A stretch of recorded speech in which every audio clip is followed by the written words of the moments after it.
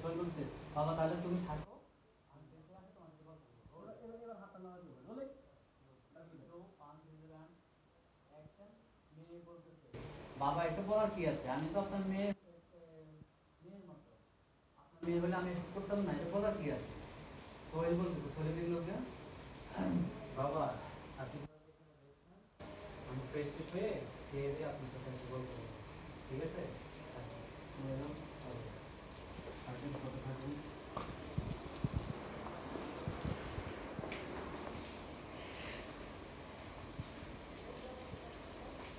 ওকে দুটা রিয়েকশন নিয়ে লোক গরম করতে ভাইয়া একটু গরম